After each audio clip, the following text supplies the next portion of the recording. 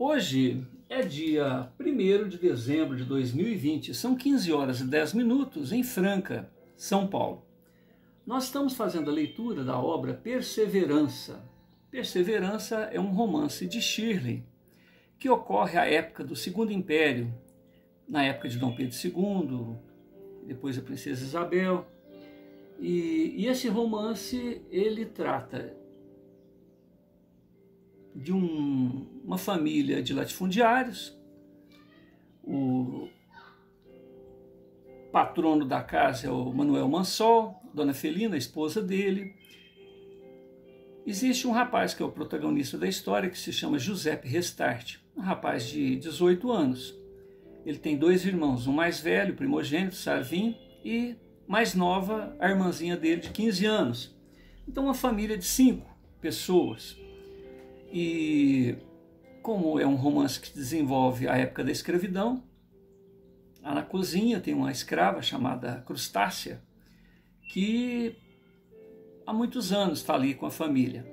Essa senhora, há muitos anos atrás, ela teve um filho e ela era propriedade de um outro senhor feudal, e essa criança foi retirada das mãos dela.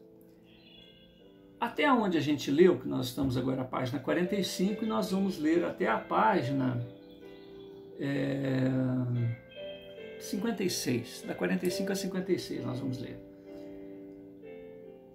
Ocorreu aqui uma rebelião, porque os negros sofriam muito nas mãos dos senhores feudais, e essa rebelião, o líder da rebelião era justamente o filho da escrava. E no momento que eles invadem a fazenda, ele não conhecia a mãe dele, nem sabia que a mãe dele estava ali. Mas ele sente a presença da mãe e isso deixa ele meio perturbado e ele é alvejado e morto. Então, no momento em que ele invade a fazenda, ocorre a morte dele. E é interessante que depois tem um desdobramento isso daí. E o personagem central dessa história é justamente esse rapaz de 18 anos, Giuseppe Restart. Ele é um médium, a mediunidade dele é muito atípica, ele sofre ataques epiléticos e durante a epilepsia ele tem um processo de catalepsia, que é a paralisação da respiração e do coração. E com isso ele parece morto. O curioso é que isso acontece durante muitos anos, ele está com 18 anos e isso tem acontecido praticamente a vida inteira dele. Por algum motivo que,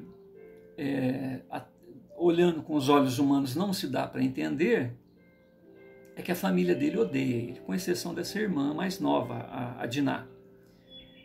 E, à medida que ele vai sofrendo esses ataques epiléticos, durante o período que ele está, entre aspas, morto, ele tem determinadas visões do passado. Ele olha para o passado e vê as reencarnações dele anterior. E numa dessas ele se vê como um senhor sexagenário, muito forte, porque o Giuseppe ele tem uma postura, ele é magrinho, o rosto delicado, então ele se vê como uma pessoa forte à época de Roma, e nesse período ele prejudica justamente a família dele atual. Com exceção da irmã mais nova, que é um espírito evoluído, uma pessoa que perdoou ele, apesar de ter sido prejudicada, ela vem para ajudá-lo na atual encarnação. E quando ele se recorda desse momento aí que a gente está narrando, ele fala, nossa, eu não tenho nem que reclamar, né? Porque minha família me odeia com toda a razão.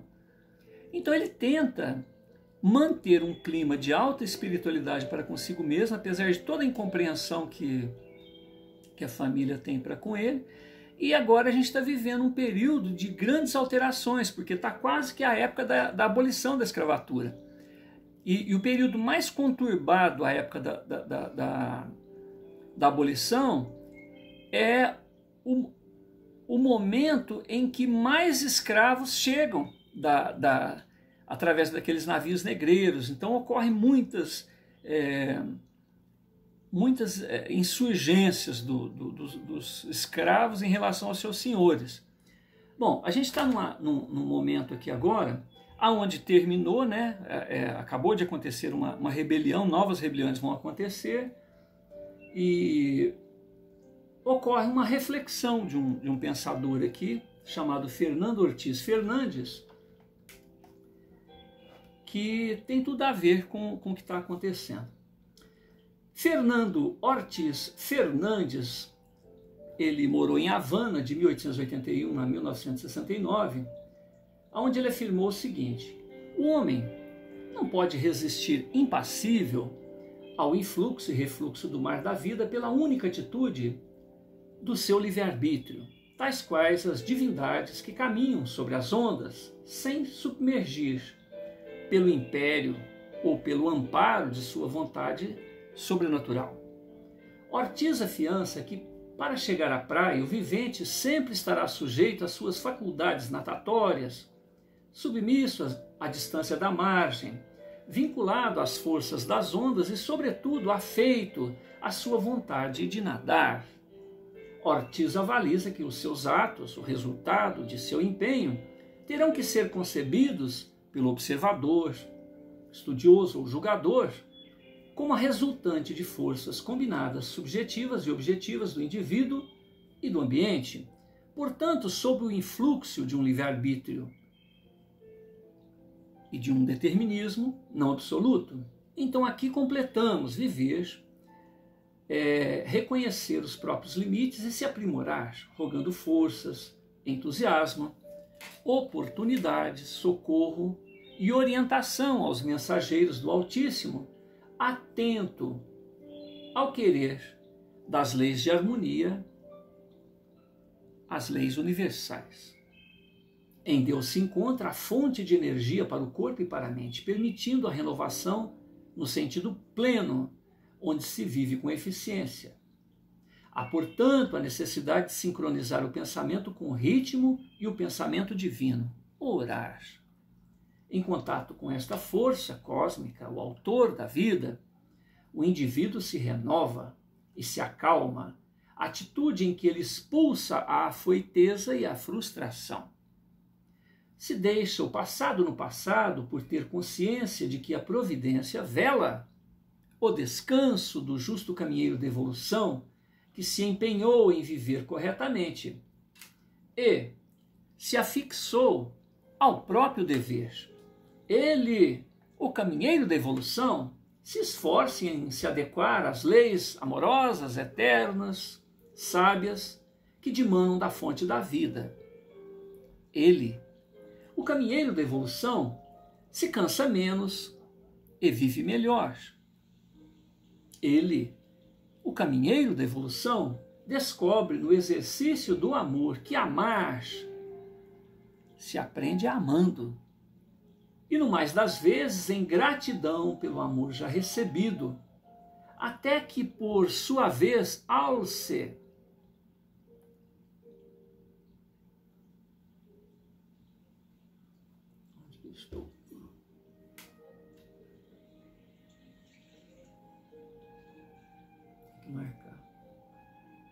o amor incondicional. Ele, o caminheiro da evolução, se reconhece irmão das estrelas e das árvores.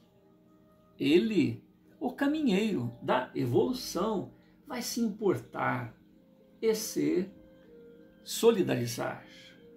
Ele, o caminheiro da evolução, percebe que o universo e a Terra, esta escola dos seres, cumprem o seu desiderato de livrar o cidadão cósmico dos grilhões do passado e que o levará a atuar em nova sintonia, nova realidade, de maneira plena, saudável, abundante, ilimitada, atingindo a esfera do eu sou, ser co-criador de nova realidade, manifestando na matéria os propósitos, manifestando na matéria os próprios sonhos e ideais projetados nos planos mentais e etéreos, os ideais de harmonia, prosperidade e felicidade.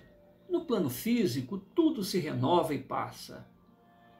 O que não se é, ofertando novas lições e aquisições definitivas para o espírito imortal, o que realmente se é.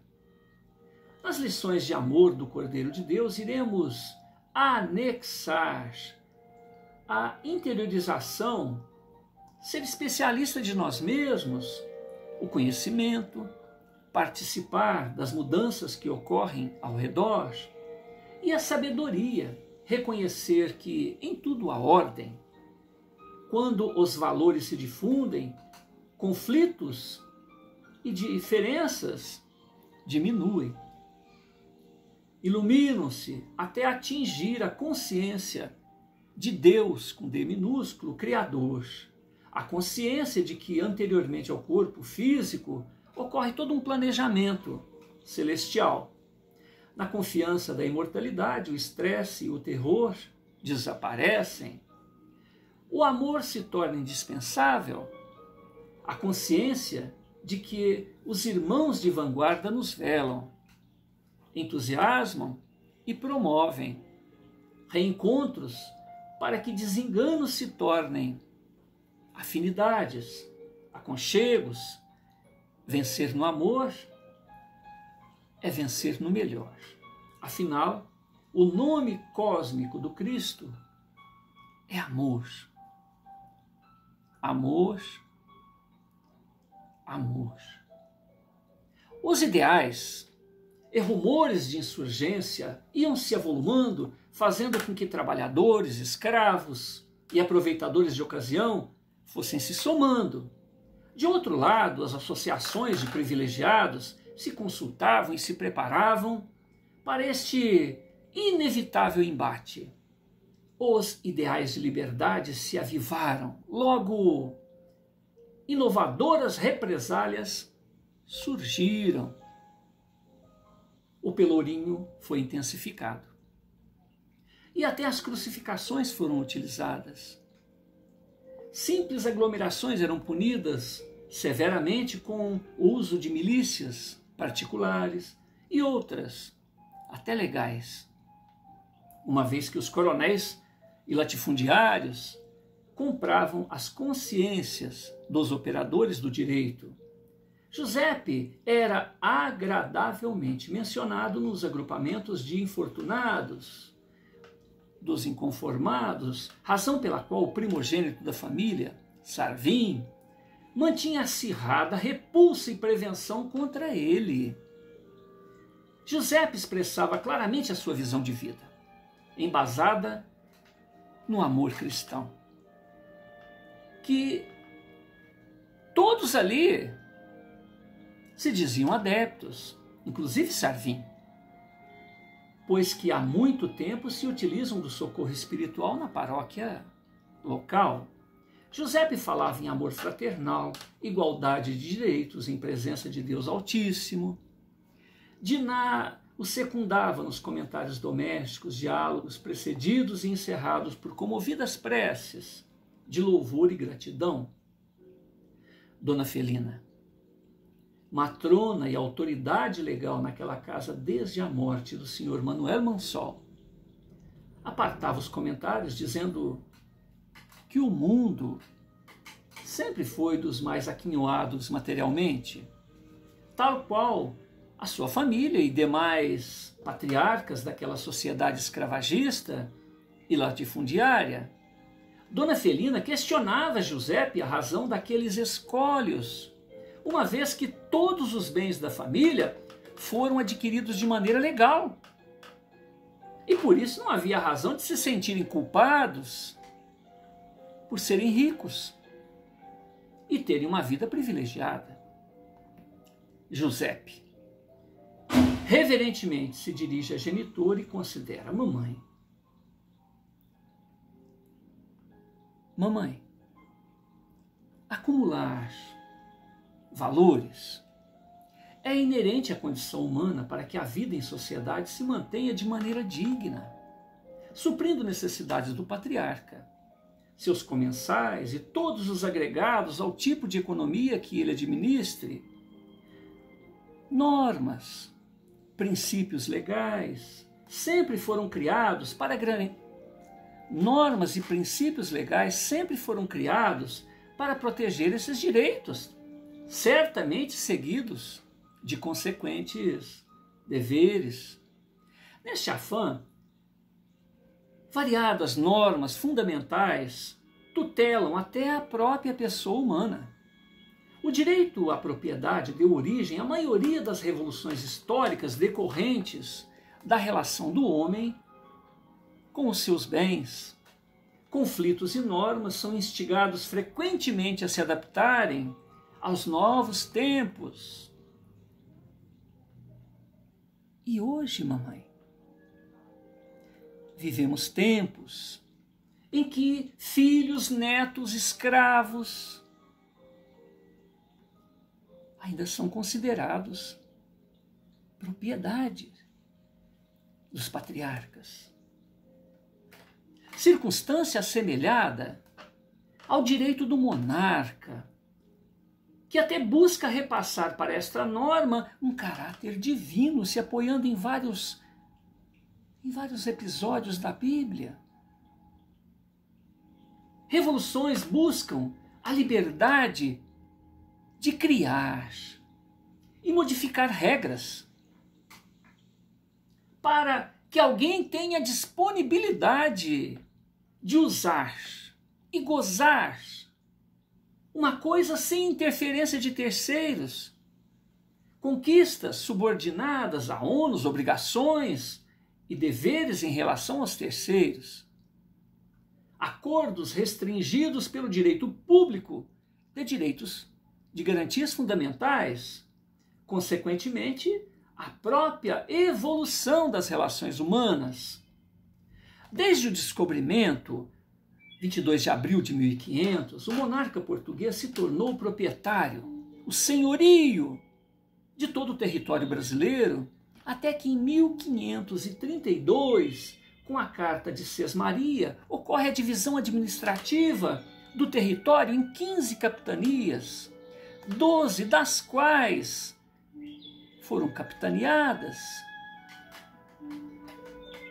via doação aos beneficiários, aos donatários. O documento legal delimitava os poderes do titular da capitania. O donatário não tinha poderes plenos da propriedade, sendo mantida a triagem do rei de Portugal. Entretanto, a partir dali, o Estado também se abdica do domínio pleno e amplo a respeito das propriedades. 328 anos se passam, mamãe. Desde a Carta de Sesmaria, em 1832, até a independência, onde ocorre o surgimento de um documento, o Registro do Vigário, em 1850, ocasião em que a ocupação do solo brasileiro se dá sem qualquer título. Durante 328 anos, mamãe, não havia documentos de propriedade. As capitanias são loteadas sem que se produza qualquer documento oficial, até que se entrega ao vigário da paróquia local o direito de reconhecer as propriedades no Brasil. Isto, mamãe, em 18 de 9 de 1850.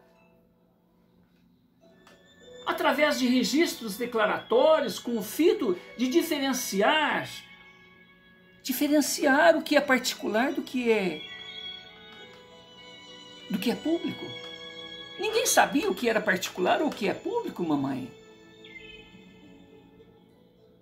Este ato público é conhecido vulgarmente como registro do vigário. E é onde se efetiva o inventário formal de partilha, o domínio, a posse. Lei 601 de 1850, oficializada pelo Regulamento 1318 de 18 de janeiro de 1854. Esta situação, mamãe, perdura por 13 anos, até que essa função passa a ser exercida pelo oficial de registro de imóveis, através dessa lei 1237, de 29 de 9 de 64, regulamentada pelo decreto 3453, de 26 de 4 de 1865. De outro lado, mamãe, Dom Pedro II, imperador constitucional e defensor perpétuo do Brasil, faz sancionar aos seus súditos o registro hipotecário aos 21/10/43, Lei 317/43, onde o registro, veja bem, mamãe, em 1843 existiu o registro hipotecário e somente em 1865, 20 anos depois, é que as pessoas hipotecavam seus bens e imóveis sem ter documento. Então, o registro de crédito antecede em 2 décadas o direito de propriedade. Oportunamente, a Lei Orçamentária 317 de 1843 transformou o registro de hipotecas em registro geral e, consequentemente, deu origem ao registro de imóveis, através dessa lei que eu citei, mamãe. Então, a Lei 1237, de 24 de 9 de 64, reforma a legislação hipotecária e estabelece as bases das sociedades de crédito, registros públicos, substitui a aquisição da propriedade pela simples entrega para transcrever o título como meio de regulamentar a transferência do imóvel. Destarte, as obrigações entre os contratantes continuam a ser geridas pelo contrato firmado entre as partes. Em seu artigo 2º, diz que a hipoteca é regulada somente pela lei civil, ainda que algum ou todos os credores sejam comerciantes. Ficam derrogadas as disposições do Código Comercial relativa à hipoteca de bens de raiz. No seu parágrafo 1º, só podem ser objetos de hipoteca os imóveis, os acessórios dos imóveis, com os mesmos imóveis, os escravos. Os escravos podem ser hipotecados, podem ser colocados como garantia de dinheiro emprestado. Os animais da propriedade, que forem especificados no contrato com essas propriedades. O domínio direto dos bens enfitêuticos, direito real em contrato perpétuo, alienável e transmissível para os herdeiros, pelo qual o proprietário atribui a outrem o domínio útil do imóvel contra o pagamento de uma pensão anual certa e invariável, isto com aforamento. O domínio útil dos mesmos bens, independentemente da licença do senhorio, o qual não perde, no caso de alienação, o direito de opção.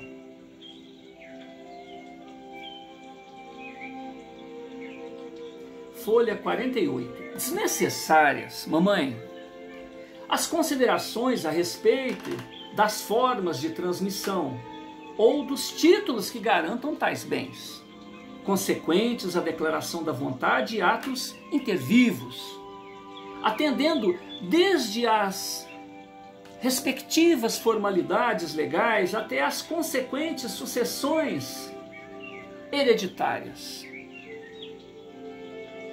No século XIV ou no século IV, não me lembro bem, mamãe, Portugal se inspirou em normas hispânicas para regulamentar esta situação e, posteriormente, no século XVII, se apoiou nas ordenações filipinas, onde, na aquisição do domínio, não basta simplesmente o título, mas deve aceder à tradição, e que sem esta só se tem direitos pessoais.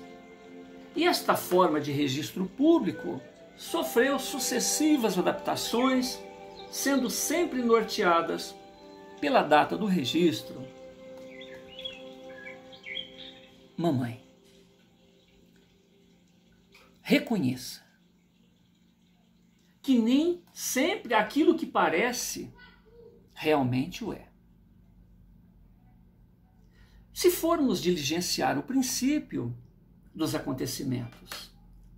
Entretanto, com o fito de criar caminhos de entendimento, paz, progresso para todos, nos dias em que vivemos, precisamos relevar a legalidade e tentar corrigir os abusos do passado de maneira corajosa e responsável.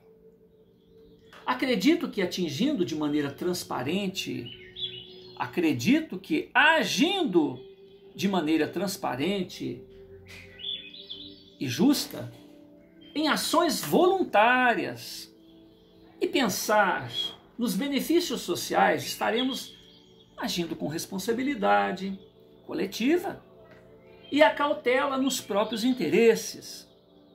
Afinal, as atividades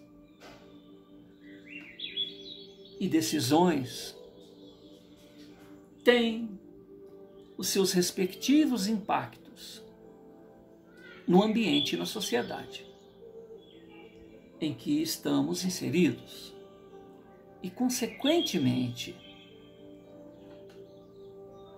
o inevitável caminho de retorno à fonte de origem, ou seja, a nós outros. Ignorar o desconforto geral, as partes afetadas por um privilégio ou lucros, é desguarnecer o futuro pessoal.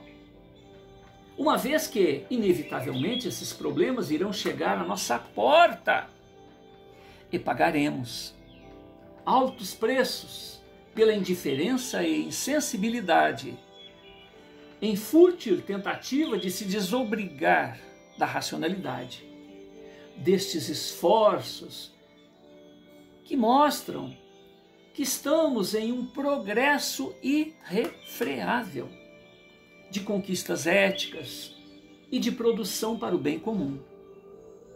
Então, melhorar as condições ao redor é garantir o próprio bem e manter-se engajado em novas possibilidades. Ou aquecemos a estes temas de boa fé, ou pressões sociais o farão com maiores sanções. Portanto, o tema, longe de ser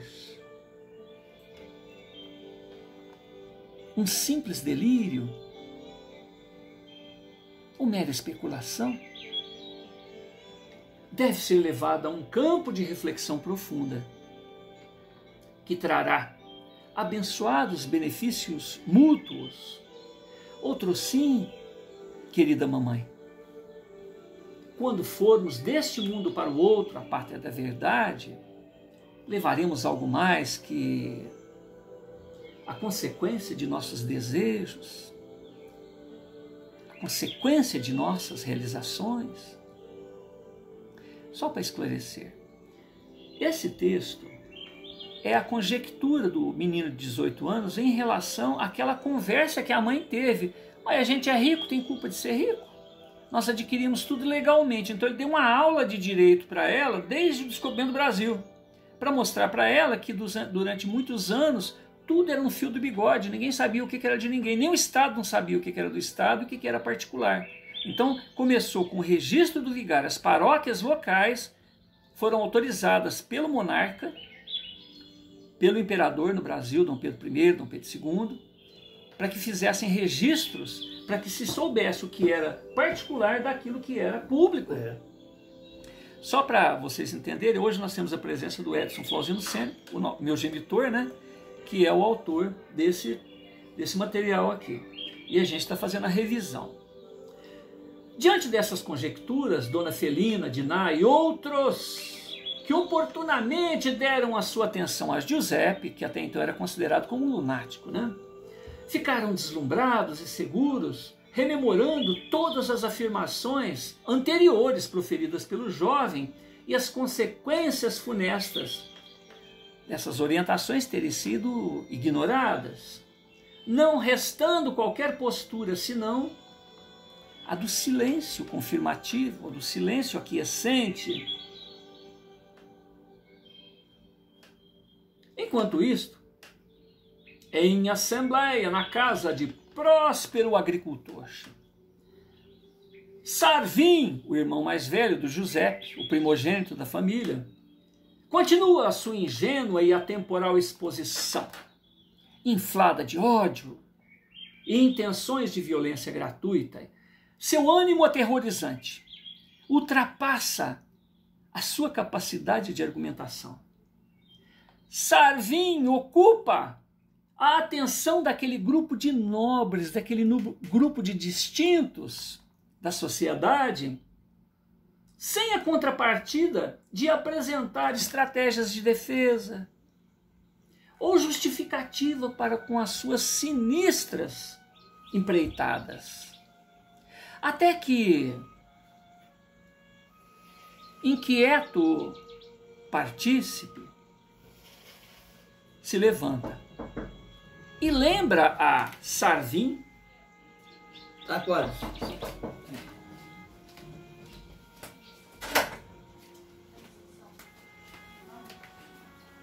Eu pensei que era. O que foi? Oi?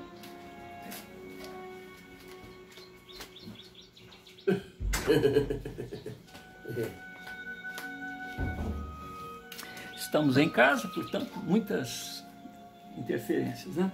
É. Sarvim continua a sua ingênua e atemporal exposição inflada de ódio e intenções de violência gratuita. Seu ânimo aterrorizante ultrapassa a sua capacidade de argumentação. Ele, Sarvim, ocupava a atenção daqueles nobres, daquela elite da sociedade local, sem, em contrapartida, ter os argumentos, ter planos, estratégias de defesa, justificativas para com as suas sinistras empreitadas.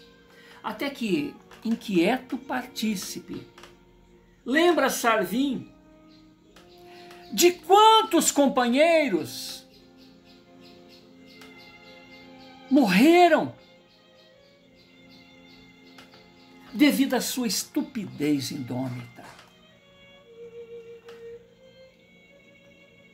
Ele afirma que Sarvim é um incapaz, um moleque desorganizado,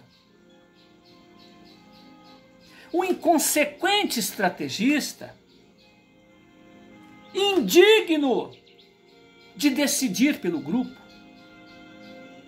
ou de tomar a frente daquelas reuniões.